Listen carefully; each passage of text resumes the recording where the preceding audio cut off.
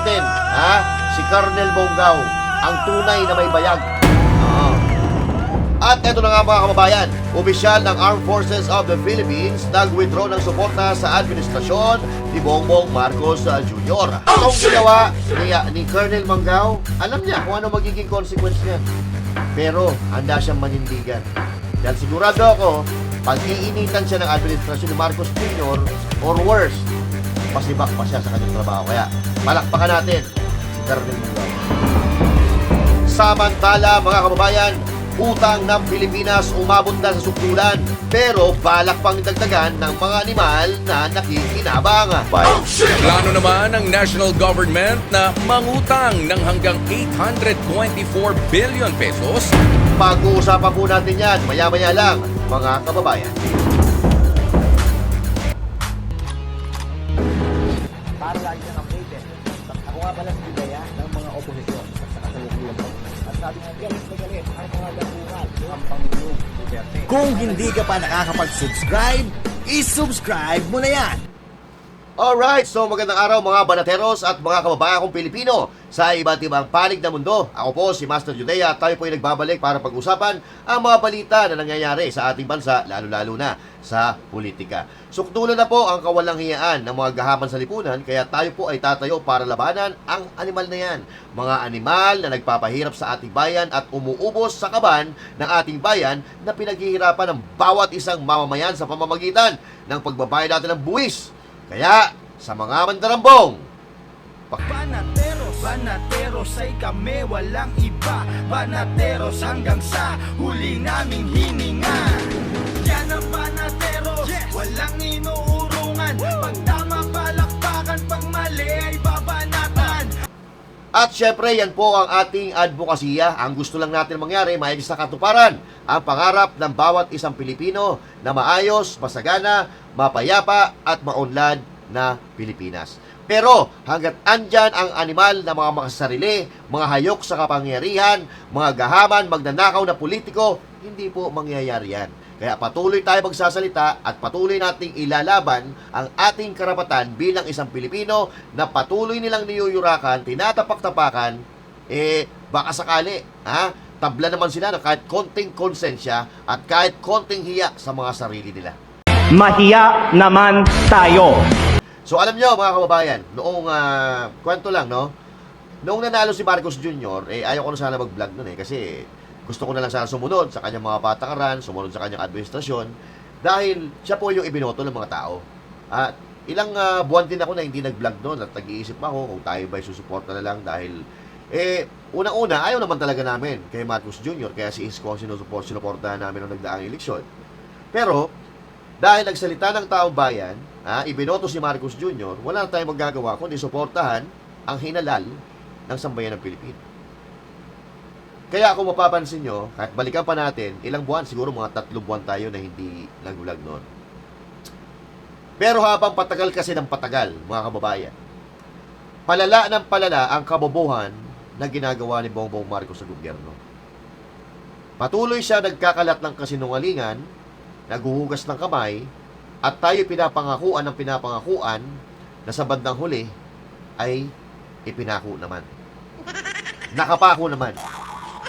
At hanggang ngayon, mga kababayan kong Pilipino, ang mga pangako niya mula nung nagdaang halalan sa kampanyahan hanggang ngayon, na 3 taon na sila mahigit at sa kanilang kinauupuan, hindi po naisakatuparan. Ano, tulala? Sabi pa! Bagkos, kabaliktaran po mga kababayan, ang kanilang pinaggagawa sa ating bayan. Ubos ang kaba ng ating bayan nang wala naman tayong nararamdaman. At ang sorpresa ko sa inyo, ito, 17.65 trillion utang ng Pilipinas, pinakamataas sa kasaysayan. So yan na po. Yan na po, lagay ng Pilipinas. Baon na po tayo sa utang pero wala po tayong maramdaman na kahit konting kaginhawaan na nanggagaling sa dapat sana ay sumusuporta sa mamamayan ang tinatawag nating pamahalaan. Oh shit! Oh shit! Ang nangyari po sa loob ng 3 taon, sariling sikap. Sariling sikap ng mga Pilipino para mabuhay, para mapakain ang mga pamilya, mapag-aral ang mga anak, may paggamot ang mga pamilyang may sakit dahil pinagdanakaw na nila yung pondo na pampagamot sa mga Pilipino sa pagkuha nila ng bilyong-bilyong pondo ng PhilHealth. Nagpakasasa sila sa yaman ng ating bayan, sa buwis ng mga Pilipino. Ginawa nila tayong palabigasan at sila po masasarap ang buhay. Masasarap ang pagkain, malalaking bahay na tinitirahan na aircon all the way, mga mamahaling sasakyan, ang pera na kahit mamatay na sila ay hindi pa nila mauubos yan. Dahil sa sobrang dami ng ninakaw nilang pera sa ating bayan, kahit mamatay na sila, meron pa matitira dyan. Piruin mo ikaw, ayaw mong mangutang dahil ayaw mo na may iniisip ka na babayaran. Dahil sa sobrang hirap ng buhay. Yung tipid na tipid ka at halos maiyak ka dahil hindi mo maibigay lahat ng pangangailangan ng pamilya mo. Yung mga project ng anak mo, baon ng anak mo, hindi mo maibigay. Yung pati pagkain mo, kontrolado para maiuwi mo. May mauwi ka sa iyong bahay. Pero ito mga putang inang mga magnanakaw na ito, utang ng utang, wala tayong nakikitang pakinabang at ang masakit pa, kasama tayo sa pagbabayad. Yun ang masaklap, mga kababayan. Dahil ito, sa kabila po ng napakalaking utang ni Marcos Jr., kahit wala siyang nagawa sa Pilipinas, ay balak pa po nilang dagdagan yan. At ito, mga kababayan. Plano naman ng national government na mangutang ng hanggang 824 billion pesos mula sa domestic sources sa unang quarter ng 2026. Ayon po yan sa Bureau of the Treasury.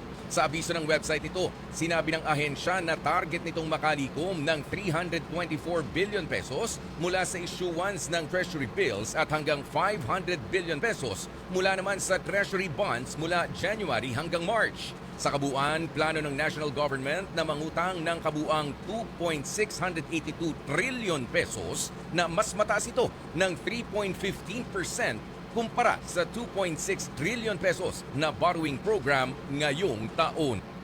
Alright. So ngayong taon po na sinasabi niya ay 2025 kasi ito ay balita ito noong holiday season, okay? Pero utang ina ninyo, Marcos Jr. Balak kumiram ng 824 billion sa first quarter ng 2026 sa kabila ng mataas na interes. At sa kabila po yan, ng napakalaking utang ng administrasyon ni Marcos, nagbabalak na naman po silang umutang. Halos malampasan na po ng administrasyon ni Bongbong Marcos Jr. ang utang ng buong administrasyon ng Duterte sa loob ng 6 na taon.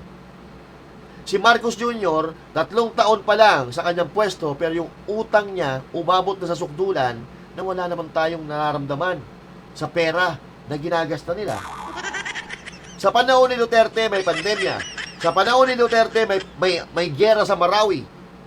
Pero sa kabila nun, na pagsubok na kinarap ng Duterte administration, maraming natayong infrastruktura, maraming naayos na airport, maraming nagawang kalsada.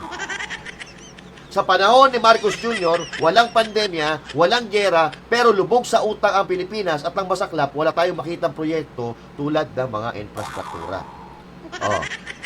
Si Marcos Jr. po mismo ang nagsabi na kahit isang hollow blocks, wala siyang makita.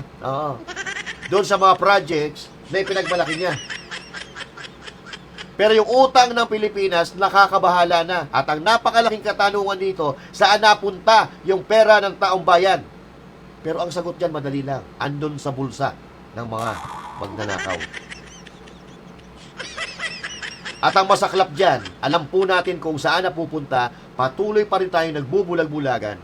Alam natin kung sino ang mastermind, pero bakit hindi pa nakukulong ang mga putang inang yan? Diba? Ang problema kasi sa putang inang tagapagtanggol sana ng ating konstitusyon, tagapagtanggol sana ng ating bayan, mga supot. Armed Forces of the Philippines sa pamumuno ni Brownie, supot. Pero dalawang bagay lang yan, mga kababayan. Supot or nakikinabang. Ganun lang po kasimple yan. Huwag nyo tayong gagawing patanga-tanga dahil hindi tayo tanga. So alin dyan, Brownie? Yung supot o yung nakikinabang? Alam mo kung ano nangyayari sa Pilipinas. Alam mo kung ano nangyayari sa kaban ng bayan, pero tahimik ka. Buti na lang, may isang sundalo na yung bayag niya sa tamang parte ng katawan nakapwesto, hindi sa ulo. May isang sundalo na handang ilaban ang karapatan, pati ang kanyang buhay.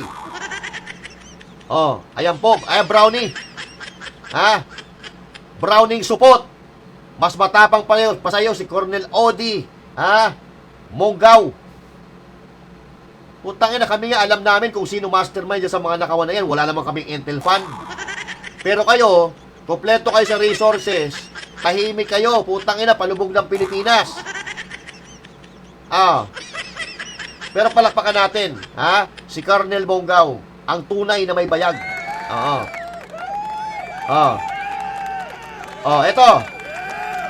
Etong ginawa ni Colonel Monggaw, alam niya kung ano magiging consequence niyan. Pero, handa siya manindigan. Dahil sigurado ako, pag iinitan siya ng administrasyon ni Marcos Jr., or worse, masibak pa siya sa kanyang trabaho. Kaya, palakpakan natin si Colonel Monggaw. Ang mga colonel po, yan po ang may hawak ng mga platoon. Sila po ang may hawak doon sa mga mabababa ang ranggo. Pero ito, mga general na to, katulad ni Brownie, mga kababayan, nasa opisina lang yan. Nagpapalaki ng itlog yung mga yan. Si Brownie, na walang ginawa, kundi patay-tahimik lang, palubog na Pilipinas, purgang-purga ng mga Pilipino sa kananakaw ng mga putang inang animal. Diba? Pero ito, sila po ang sumasalo ng hirap. Sila po ang sumasagot, yung mga colonel, sila po ang sumasagot sa mga nasa ibaba nila. Na mga galit na galit na ngayon dahil tipong nagbubulag-bulagan yung mga general. Pero ano ibig sabihin nito, mga kababayan? Ano ang ibig sabihin ng paglabas o pagsasalita ni Coronel? Ang sabi ni Coronel, mga kababayan, Salam alaikum, warak matulahi, wala barak makatu. May the peace, blessings, and mercy of God be upon us all. Effective today, Friday, 9 January 26, I, Col Odi Monggaw, 10933 Infantry Battalion, Philippine Army, is withdrawing my personal support to our President and Commander-in-Chief, Ferdinand Bongbong Marcos Jr. Sobra na, tama na. The Filipino people is worth fighting for. Mabuhay. Ayan, batawa. Tumawa eh. Palakpakan natin si Odi Monggaw. Pero bibigyan ko muna kayo ng konting background about dito kay Colonel Monggaw, mga kababayan. Basahin pa natin ito, Tagalog naman ito. Colonel Odi Monggaw, shall respect, withdrew his support for the current administration. More of him peace, breaking armed forces, Colonel, binawi ang suporta kay PBBM na wala ang moral ascendancy. Isang senior officer ng Armed Forces of the Philippines ang hayagang nagbawi ng kanyang personal suporta kay Pangulong Ferdinand Bongbong Marcos Jr. Giniit niya na nawala na ang moral authority nito upang mamuno bilang Commander-in-Chief. Sa isang social media post, inisayag ni Odi Monggaw, ang isang 34-year Armed Forces veteran na kasalukuyang direktor ng Training Development and Center ng AFP Training Command or TRACOM, na epektibo noong Enero 2026 ay binabawi niya ang kanyang personal na suporta sa Pangulo, bagamat nilinaw ni Monggaw na nananatili ang kanyang suporta sa Armed Forces of the Philippines at sa konstitusyon. Sinabi niyang si Marcos Jr. ay nawala na ang moral ascendancy to lead the Armed Forces faces govern and to govern the Filipino people. Tinapos ng opisyal ang kanyang pahayag sa linyang sobrang na tama na, mabuhay ang Pilipino, na umani ng malawak na atensyon dahil sa mahigpit na patakaran ng militar laban sa politikang pahayag. So anong ibig sabihin nito, mga kababayan? Gulo po ito. Dahil bawal na bawal po yan na gagawin or sumali sa politika ng lalo-lalo na ng isang opisyal ng Armed Forces of the Philippines. They should be neutral. Pero sa may hindi malamang dahilan, bigla-bigla po na nagsalita ang isang aktibong opisyal na nagwi-withdraw ng suporta sa administrasyon na Marcos Jr., which is kasalukuyang administrasyon. So, ibig sabihin nito, mga kababayan, ito po gulo po ito. Dahil ngayon, mamimili po ang Armed Forces of the Philippines kung saan sila papanay, kung sino ang silang kakampiyan. Kung si Monggaw ba o ang presidenteng adik na sinabi mismo ng kanyang kapatid. Pero hindi na po question dito kung kanino papanig, ang Armed Forces of the Philippines, ang Datangang Lakas, or ang MIU. Ang question po dito, ay kung susundin ba nila ang tawag ng kanilang tungkulin o ipapatupad ba nila ang kanilang mga sinumpaang tungkulin, na alagaan at ipagtanggol ang Pilipinas at ang mamamayan, ipagtanggol ang konstitusyon ng Pilipinas o ipagtanggol ang ating bayan. So ngayon, ang question dito, ano ang magiging reaksyon ni Browning Supot dito? Sila ba ay ipapatupad nila ang kanilang sinumpaang tungkulin or patuloy na magbubulag-bulagan sa ngalan ng kapangyarihan o sa ngalan ng salapi na itatapal sa kanilang mga pagbumuka? Dahil yun po ang sinisigaw ng taong bayan. Bakit tahimik ang otoridad? Bakit tahimik ang mga personalidad o yung organisasyon na dapat sana nagtatanggol sa mamamayang Pilipino sa kaban ng ating bayan at maging sa atin sa konstitusyon ng Pilipinas? Pero hanggang ngayon, bakla si Brownie. Napakalamya ng kanyang mga statement about sa korupsyon sa Pilipinas na para bang kinakampihan pa niya o pinagtatapan pa niya ang nangyayari na kawan sa Pilipinas. Hindi po yan. Hindi po yan ang inaasahan natin sa mga makikisig na general. Pero ako naniniwala ako na may mga general pa rin na matitino. May colonel nga na matino na handang ilaban ang kanyang kinabukasan at ang kanyang buhay para sa ating bansang Pilipinas. Dapat ganun tayo. Dapat kaya nating ialay ang ating buhay sa bansang Pilipinas dahil dito tayo nabuhay. Ito ang ating tahanan. Pag ang tahanan mo binabalasubas ng kahit na sais na sino, abay dapat magalit ka. Dapat ipagtanggol mo ang iyong tahanan. Pero ngayon, sa nangyayari, binalasubas na nila ng binalasubas ang Pilipinas. Pero itong mga tinatawag natin na tagapagtanggol ng Pilipinas, putang ina, mga supot, patuloy sa pagbubulag-bulagan. Huwag tayong gagaya sa kanila, mga kababayan. Huwag tayong gagaya sa mga supot na tagapagtanggol sana ng ating bayan. Ipaglaban natin ang ating bayan. Nakakahiya sa ating mga ninuno. Nakakahiya sa ating mga hero. Nakakahiya sa ating mga bayani. Dahil yung pinaglaban nila, pinabayaan natin. Nakaligtas nga tayo. Nakaligtas nga tayo sa pananakop ng mga dayuhan. Pero ngayon, mas malala ang nangyari. Mismong sarili pa nating kadugo, mga Pilipino, ang siya nagpapahirap sa ating bayan. Kaya hanggang dito na lang muna, mga kababayan, ang ating pinag-uusapan. I-comment ninyo kung ano po ang inyong nararamdaman, kung ano yung opinion nyo sa ating napag-usapan, pag-usapan natin sa susunod na talakayan. And again, this is Master Juday saying thank you. God bless you all. And to God be the glory. Magandang araw po sa inyo lahat.